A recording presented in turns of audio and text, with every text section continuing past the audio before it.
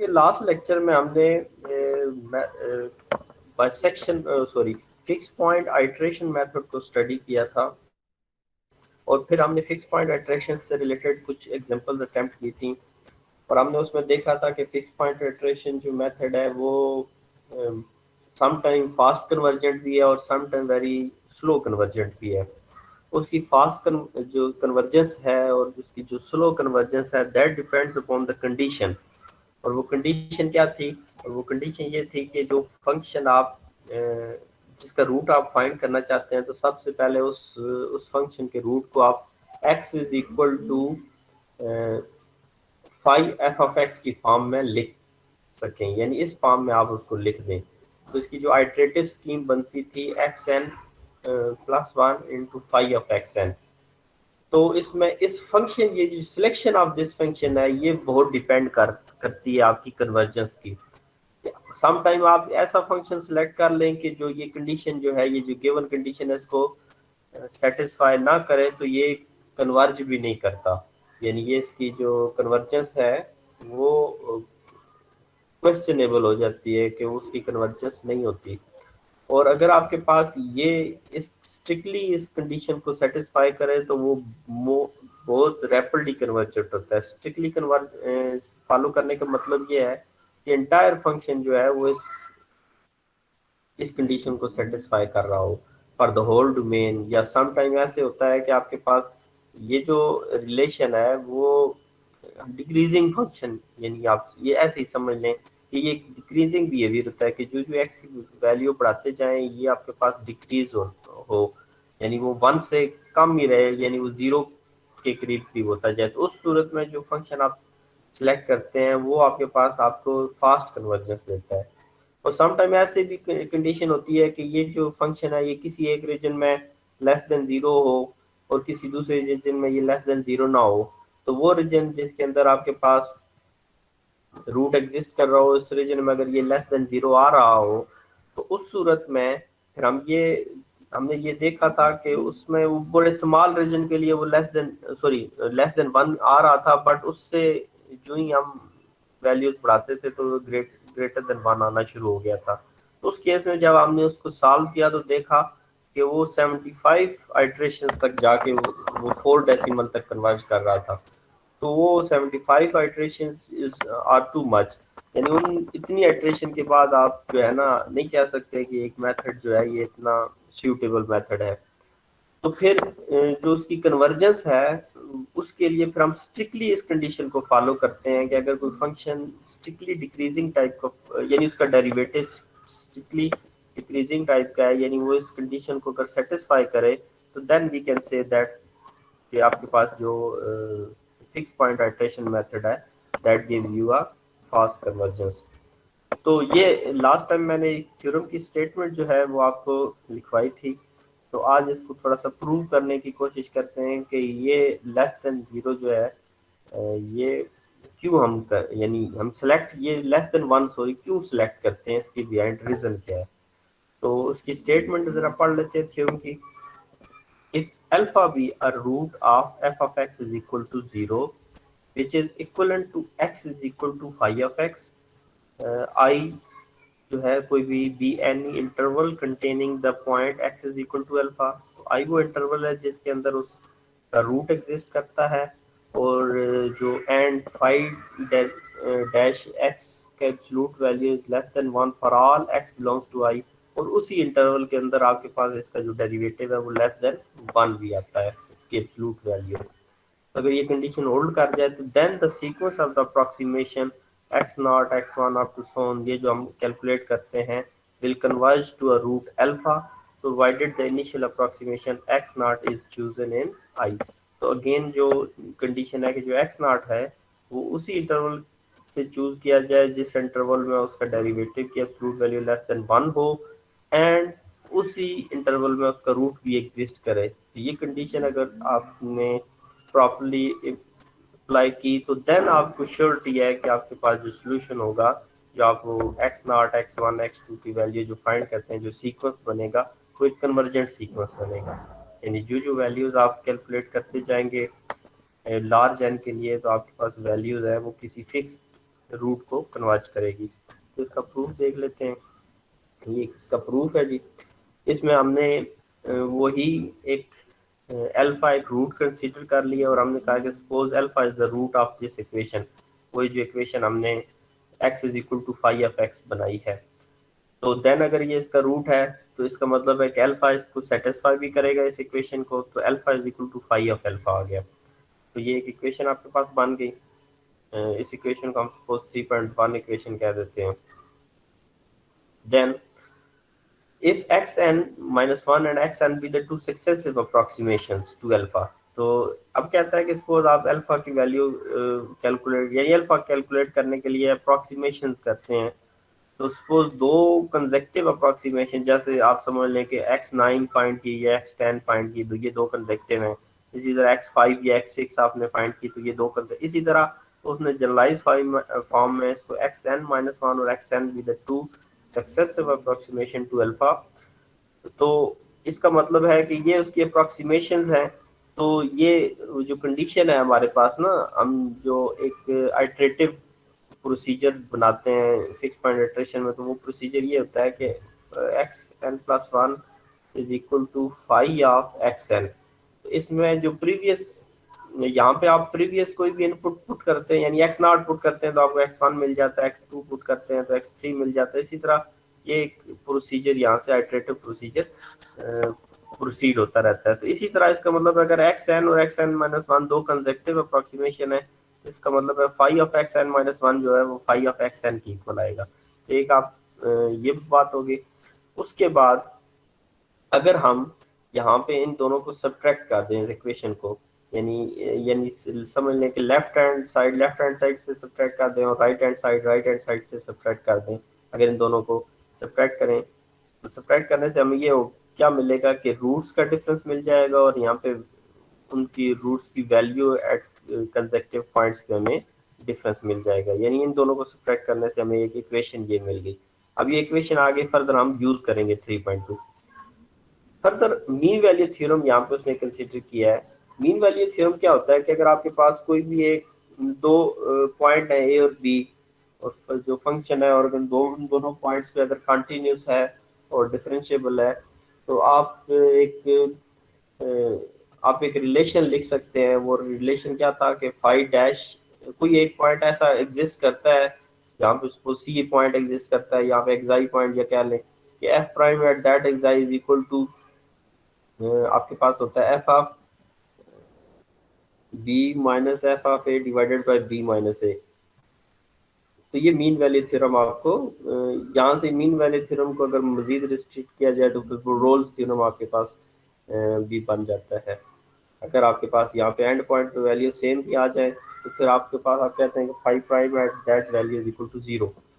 तो ये एक मीन वैल्यू थ्योरम है। तो इस मीन वैल्यू थ्योरम को यहाँ पे उन्होंने पॉइंट्स पे अप्लाई किया हुआ है। xn-1 और a, ये दो पॉइंट कोई भी उसने ले लिए, उन दो पॉइंट्स में मीन वैल्यू थ्योरम अगर हम अप्लाई करें तो वो बिल्कुल इसी तरह की फॉर्म बनती है कि यानी समझ लीजिए a पॉइंट जो है वो आपके पास अल्फा है और b पॉइंट xn-1 है।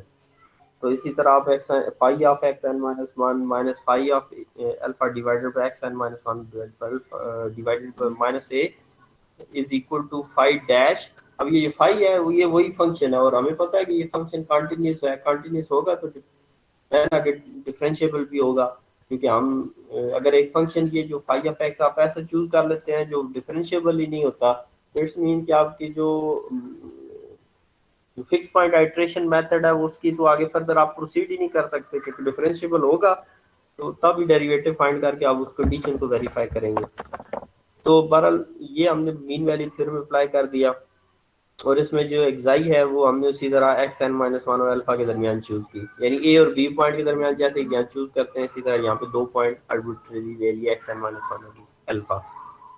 अब अगर हम ये जो ऊपर इक्वेशन 3.2 है उसको और इसको यानी कंबाइन करें, कंबाइन करने का मतलब ये है कि अगर हम यहाँ से इसकी वैल्यूज जैसे इसकी xn- अल्फा की जगह phi of xn- phi of alpha की जगह xn- अल्फा पुट कर दें, यानी इस ऊपर वाले पोर्शन है इसकी जगह, ठीक है, और डिनोमिनेटर में ये इसको उधर क्रॉस मल्टीप्लाई कर दें इस तरफ, तो आपके पास नेक्स्ट जो फॉर्म बनेगी वो xn- alpha is equal to x N minus alpha into five dash of x i बन जाएगी।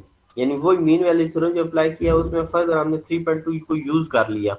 उसकी जो नोमिनेटर था, यानी ये डिवाइडेड बाय का साइन है, यहाँ पे ये डिवाइडेड बाय का साइन है, तो इसके जो डिनोमिनेटर था उसकी जगह हमने X N minus alpha substitute कर दिया और डिनोमिनेटर को उस तरफ क्रॉस मल्टीप्लाई कर दिया, तो नई फॉर्म बन गई आपके पास दिस वन 3.3। अब हम कहते हैं कि लेट के कोई maximum absolute value of five dash of x है। अब फाइव डैश ऑफ एक्स की एब्सोल्यूट वैल्यू को हमने सपोज के कह दिया, देन एट द एंड हम के कोई फिर देखेंगे कि के की वैल्यू क्या बन सकती है जो हमारे लिए कन्वर्जेंट सॉल्यूशन दे।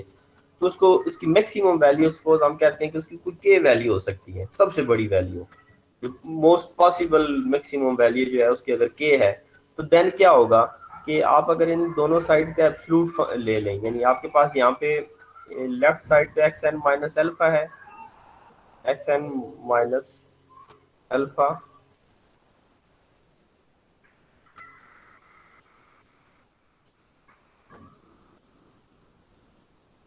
ये एब्सोल्यूट वैल्यू, और राइट साइड पे जब absolute value is equal to, अगर आप इस पे, मैं अभी 3.3 पे यहाँ पे एब्सोल्यूट वैल्यू अप्लाई कर रहा हूँ, तो इस साइड पे आपके पास बन जाएगा, एक मिनट इसको थोड़ा सा क्लियर करके लिख देता हूँ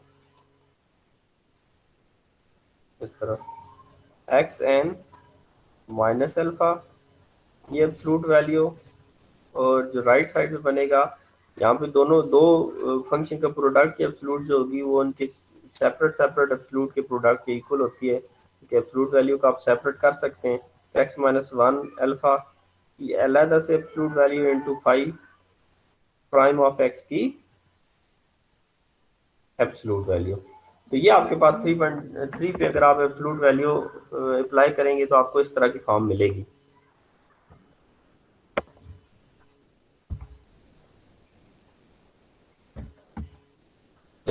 अब इसमें ये कहता है कि ये जो फाइव प्राइम ऑफ एक्स है, इसका सपोज मैक्सिमम वैल्यू इसकी अगर आप यहाँ पे के पुट कर दें, तो अगर इसकी मैक्सिमम वैल्यू पुट करेंगे तो यहाँ पे आपके पास इसका मतलब है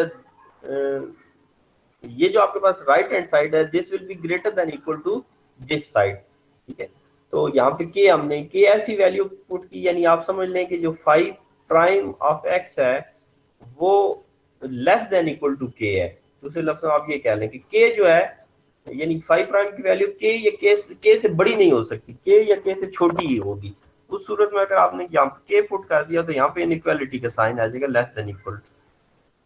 फर्दर अब ये जो एक रिलेशन बना हमारे पास x N minus alpha less than equal to K time x N minus one minus alpha, यानी ये एन और एन माइनस वन के लिए केस बन गया। इसका मतलब नेक्स्ट अगर हम दो पॉइंट एन माइनस वन और एन माइनस टू लें तो उसके लिए भी यही बनेगा, ठीक है।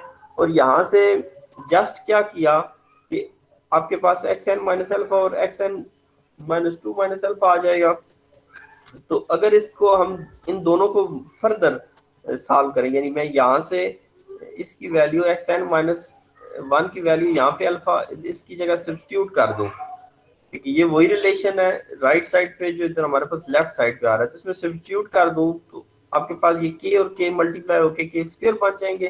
तो देन जो नया एक्सप्रेशन आएगा वो K square X N minus two minus alpha बन जाएगा, ठीक है। तो इसका मतलब जो जो आप आइट्रेशंस बढ़ाते रहेंगे तो इसका आई नॉट तक पहुंचने में आपके यहाँ पर के एन बन जाएगा, यहाँ पे एक्स नॉट माइनस अल्फा आ जाएगा, एक्स एन माइनस अल्फा का एक्स नॉट माइनस अल्फा से जो रिलेशन है वो के रेज़ टू पावर एन की फॉर्म में बन जाएगा। और ये यानी समझ लेंगे कंसेक्टिवली है, इस तरह वैल्यूज पुट करते जाएं फिर पुट करते जाएं, जो अभी नेक्स्ट वैल्यू आएगी देन आपके पास ये वाला रिलेशन बन जाएगा।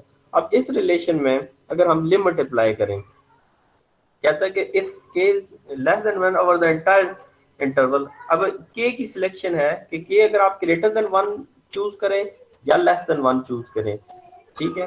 तो उस सूरत greater than equal to one कह लें या लेस देन वन चूज करें, तो उस सूरत में क्या होगा कि अगर आप लेस देन वन चूज करेंगे तो जो जो एन इंफिनिटी को अप्रोच करेगा, तो आपको पता है कि अगर के जो है यहाँ पे वैल्यूज जो है अगर आपके पास बेस में ये और पावर एन है, तो अगर आपके पास ये जो बेस है इसको A raise to power N कर देता हूँ मैं, अगर a raise to power n है और n आप इन्फिनिटी को अप्रोच करते हैं, जैसे कि आप सीक्वेंसेस के बारे में पढ़ते हैं, इन्फिनिटी को अप्रोच करते हैं, तो अगर आपके पास बेस 1 या 1 से ग्रेटर हो, 1 हो तो जाहिर बात उस सूरत में तो आंसर 1 ही आता है।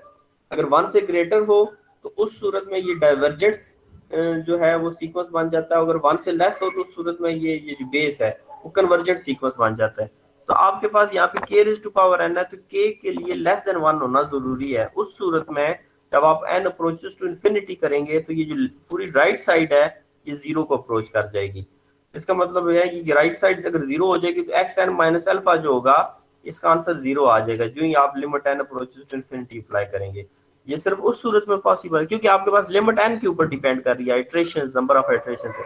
तो n अगर इन्फिनिटी को अप्रोच करेगा तो राइट साइड 0 होगी, तो इट्स मीन कि आप ये रिलेशन लिख सकते हैं। इसके मुताबिक आप कह सकते हैं कि एक्स एन जो है दैट इज जो n अप्रोचेस टू इन्फिनिटी को अप्रोच करेगा, एक्स एन जो है अल्फा को कन्वर्ज करेगा। तो ये जो कन्वर्जेंस है जो आपके पास इन रूट्स की, that is only possible when you will select the k less than 1। Greater than 1 करेंगे तो ये आपके पास जो राइट साइड है वो कन्वर्ज ही नहीं करेगी, राइट साइड नहीं कन्वर्ज करेगी तो लेफ्ट साइड भी नहीं कन्वर्ज करेगी। तो ये कन्वर्जेंस जो है एक्स एन की, जो भी आपके पास जो रूट्स फाइंड कर रहे हैं जनरल रूट्स एक्स एन की, वो अल्फा को कन्वर्ज करेगा ओनली व्हेन कि आपके पास राइट साइड 0 हो जाए, 0 को अप्रोच करे। तो वो तभी पॉसिबल है कि जब आपके पास k जो है वो लेस देन 1 आएगा। तो यहाँ से इसका मतलब है जो हमने k सिलेक्ट किया था, हमने कहा था कि फाइव डैश ऑफ x जो है ना ये less than equal to k है, k जो है वो फर्दर लेस देन 1 होगा। तो इसका मतलब है कि एक कंडीशन यहाँ से बन गई कि five dash of x less than equal to 1। तो ये वो कंडीशन है कि जो आपको श्योरिटी देती है कि आपका वो जो बाइसेक्शन मेथड है ये कन्वर्जेंट है। तो जी स्टूडेंट्स, यहाँ तक अगर किसी का कोई क्वेश्चन है तो वो पूछे। जी ज़हीर। ये सर मैं ये पूछना चाहता हूँ, हमारे पास कोई क्वेश्चन में ये मतलब ये पॉसिबिलिटी हो सकती है कि मतलब सारी डाइवर्जेंट आ रहे हैं उसके केसेस, मतलब कोई भी पॉसिबिलिटी वैल्यू लेस देन 1 ना मे हो। भी ऐसे अकर कर सकती है, बिल्कुल। यानी आप उसमें देख लें। अब देखें ना, उसमें लास्ट तो टाइम हमने एक क्वेश्चन फिर किया था फर्दर उसमें हमने सॉल्व नहीं, दो। जी जी। मैं कह रहा हूँ फिर वो क्वेश्चन सॉल्व तो नहीं हो सकता ना फिर। नहीं, वो इस मेथड से फिर आप नहीं सॉल्व कर सकते, फिर इसका मतलब है कि किसी और मेथड से आप ट्राई करें। ठीक है सर। ठीक है ना। ठीक।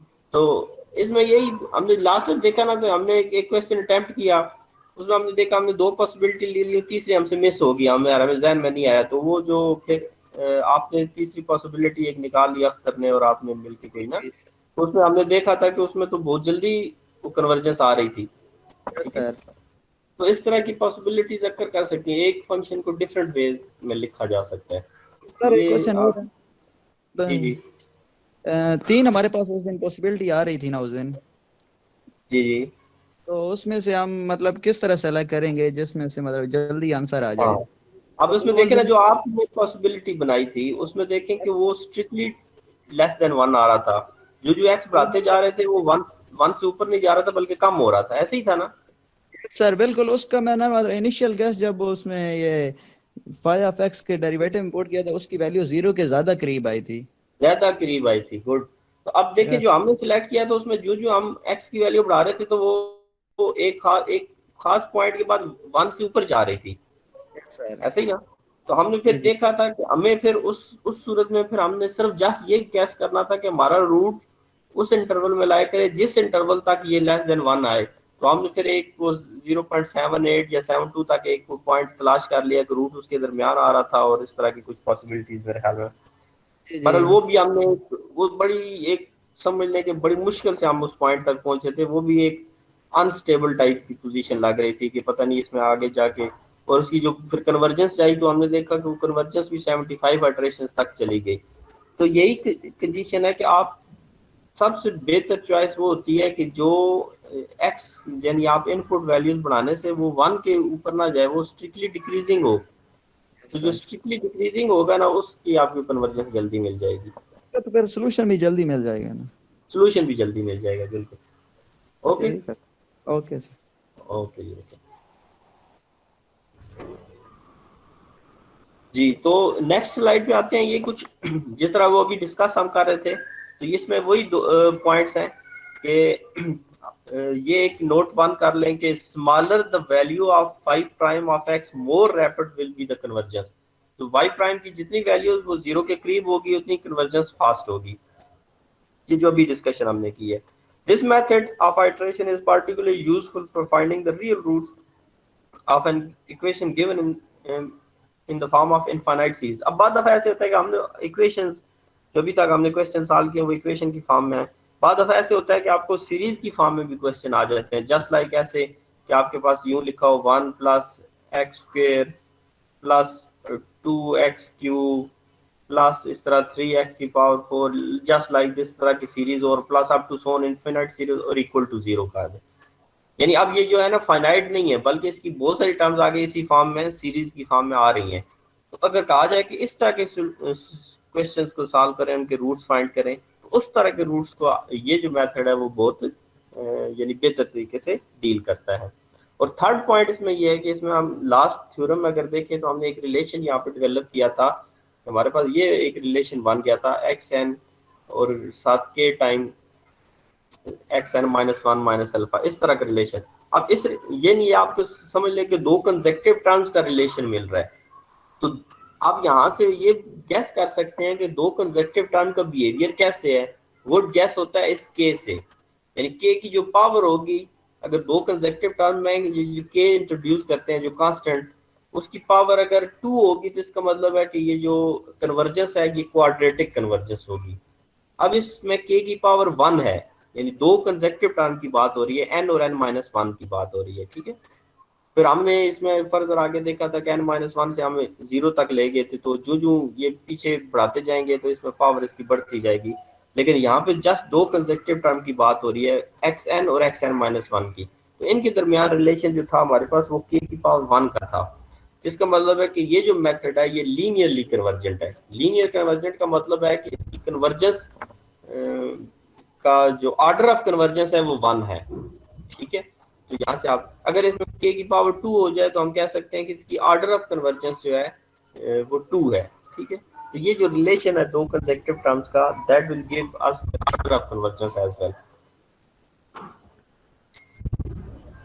तो थर्ड हमारे पास जो है नेक्स्ट हमारे पास जो था, ये तो चले उसकी थोड़ी बहुत रिवीजन हो गई जो हमने ऑलरेडी मेथड पढ़ा था।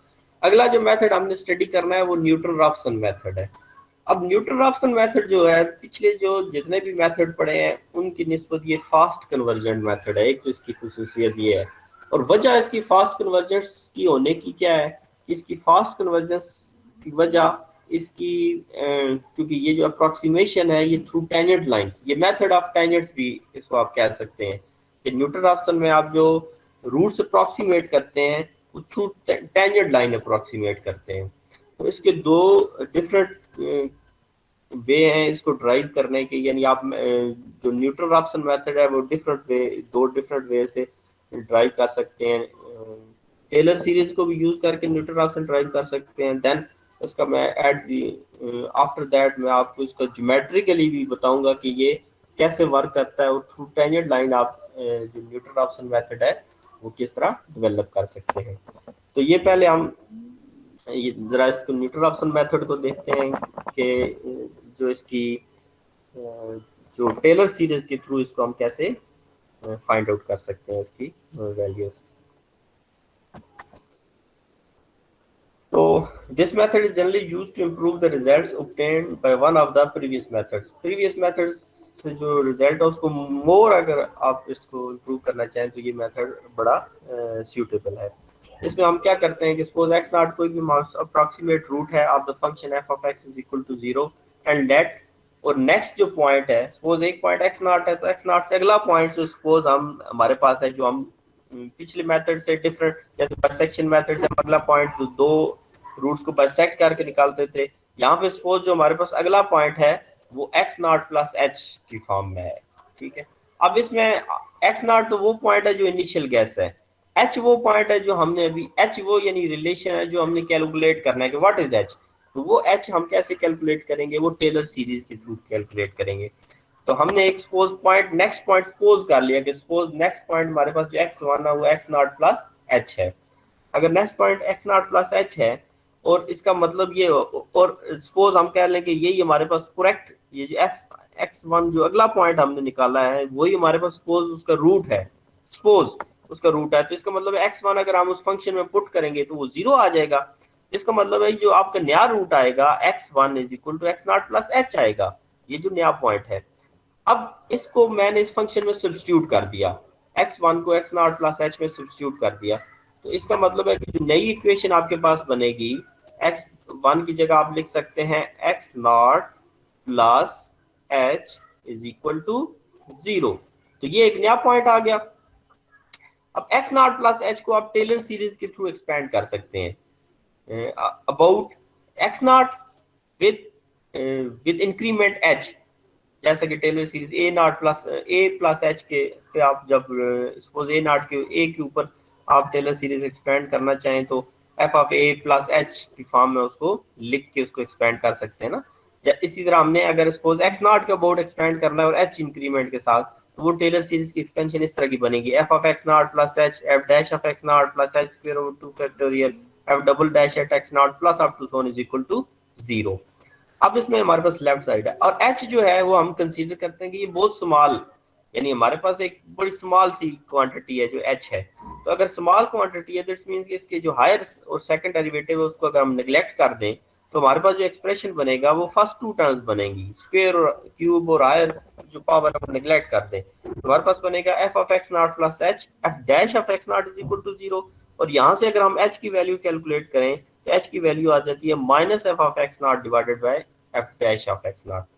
तो इसका मतलब ये h हमारे पास यहाँ पे यूज करें तो हमारे पास जो x1 की वैल्यू बनेगी x1 will be equal to x0 minus f of x0 और divided by f of x0 sorry और divided by f dash of x0। तो ये हमारे पास एक फार्मूला बन गया x1 का, नए पॉइंट का, यानी x0 हमने एक पॉइंट पोज किया, x0 की मदद से हमने एक नया पॉइंट x1 कैलकुलेट कर लिया with help of Taylor series. इसी तरह इसका मतलब है कि अगर आपने x2 निकालना है तो जस्ट क्या करेंगे, यहाँ पे x1 पुट करेंगे राइट साइड पे तो लेफ्ट साइड पे x2 आ जाएगा। इसी तरह ये एक आइट्रेशन स्कीम बन जाएगी। तो इसका मतलब आइट्रेटिव स्कीम जो है इसको अगर हम बनाना चाहें तो वो किस फॉर्म में बनेगी, xn प्लस 1 लेफ्ट साइड पे xn प्लस 1 हो जाएगी और राइट साइड पे xn आ जाएगा, यानी ये वन टर्म बिहाइंड होगी राइट साइड, जैसे कि हम उसमें भी करते थे फिक्स पॉइंट आइट्रेशन में। तो अब ये आइट्रेटिव स्कीम इस तरह की बन जाएगी f ऑफ xn, यहाँ पे सॉरी माइनस आएगा,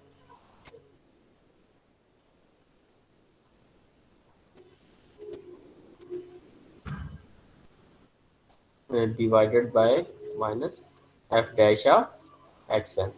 तो ये इस फॉर्म में हमारे पास जो है ना वो जनरल सा फार्मूला बन जाएगा। अब n की वैल्यू इधर 0 पुट करेंगे तो x1 की वैल्यू आ जाएगी, n की वैल्यू 1 पुट करेंगे x2 की वैल्यू आ जाएगी और ये प्रोसीड होता रहेगा इस तरह। तो ये एक जनरल फार्मूला लिख दिया हमने उसको।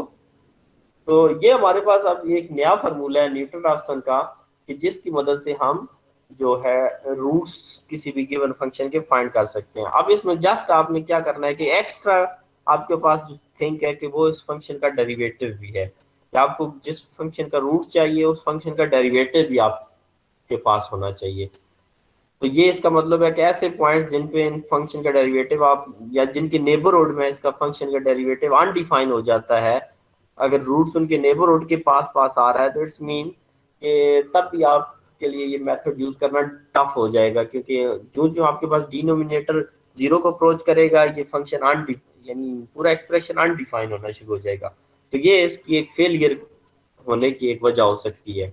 उसके बाद उसके अलावा ये एक फास्ट कन्वर्जेंट मेथड है, या इसकी फेलियर की एक वजह ये भी हो सकती है कि जहाँ पे बहुत सारे रूट्स करीब करीब होते हैं तो वहाँ पे भी इसकी जो कन्वर्जेंस है वो बहुत स्लो हो जाती है, यानी वो सम टाइम एक की तरफ टिल्ट करता है सम टाइम दूसरे की तरफ, तो उसकी कन्वर्जेंस बहुत स्लो हो जाती है।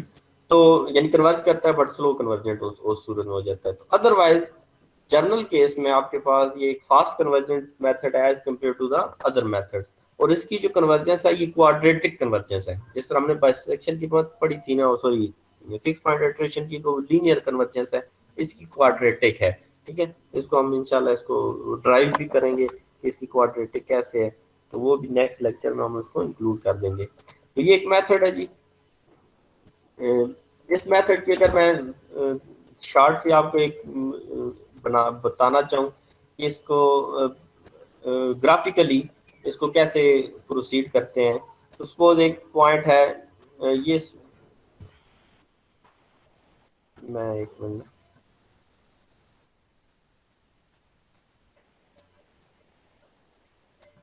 सपोज एक ग्राफ है इस तरह का, इस ग्राफ के ये वाला वो पॉइंट है जो इसका एग्जैक्ट रूट है।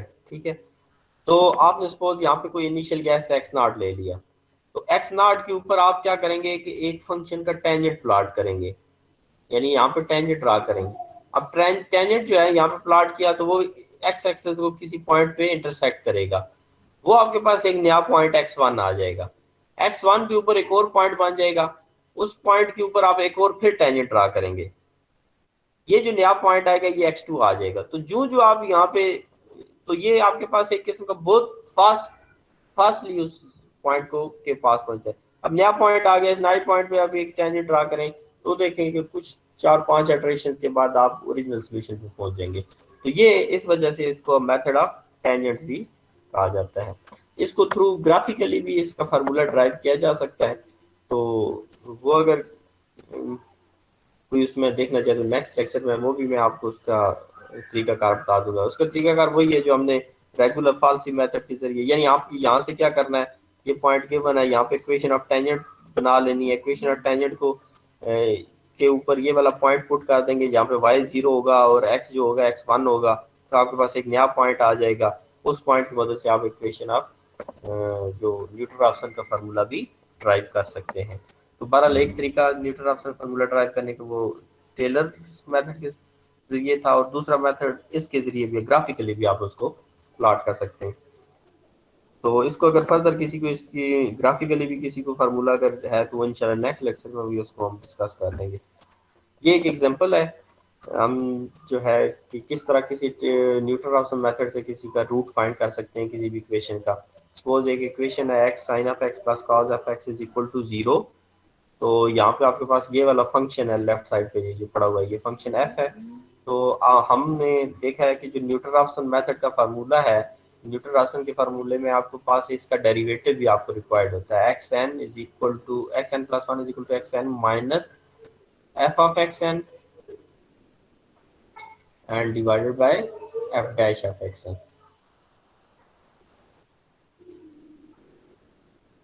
ठीक है जी, तो ये फार्मूला अब इसमें हमने डेरिवेटिव भी कैलकुलेट करना है। ये फंक्शन है, ये इसके डेरिवेटिव कैलकुलेट कर लिया, ये फंक्शन डेरिवेटिव इसके फार्मूले में पुट कर दिया। पुट करने के बाद आपके पास ये इसका एक आइटरेटिव सी फॉर्म बन गई। अब इसमें जस्ट हमने क्या करना है, एक्स नॉट को चूज करना है। अब एक्स नॉट जो चूज वो करना है कि वो जो 0 के करीब करीब करीब हो, ताकि आपको जल्दी कन्वर्जेंस मिल जाए। तो यहाँ पे सपोज एक्स नॉट पाई चीज चूज किया हुआ है, आपने एक्स नॉट पाई पुट किया, ये टेबल बना हुआ है, एक्स नॉट पाई पुट किया, आपको आंसर फंक्शन का मिला -1, उसके ऊपर और जो नेक्स्ट रूट मिला वो आपके पास 2.82 मिला। अब नेक्स्ट कंसीडर में आपने x जो है ना 2.8233 पुट किया, तो आपको नया रूट 2.7986 मिला। इसी तरह नेक्स्ट पॉइंट में आप 2.7986 पुट करेंगे, तो आप देख रहे हैं कि ये आइटरेशन जो है ना वो रिपीट करना शुरू होगी, 84 फिर 84 और फिर 84। तो 4 डेसिमल तक ये तकरीबन चौथी आइटरेशन के बाद इसने रिपीट करना शुरू कर दिया। तो इस तरह आप जो है इसको न्यूटन-रॉप्सन को यूज करके आप वैल्यूज कैलकुलेट कर सकते हैं। नेक्स्ट एग्जांपल एक और भी दी हुई है, ये फंक्शन इसी तरह दिया हुआ है, इसी फंक्शन का डेरिवेटिव फाइंड कर लें। डेरिवेटिव फाइंड करने के बाद आप उसी तरह वही उसकी आइटरेटिव फॉर्म बना लें। आइटरेटिव फॉर्म बनाने के बाद उसी तरह आप उसको फार्मूला लगा के इसको सॉल्व कर सकते हैं न्यूटन-रॉप्सन मेथड।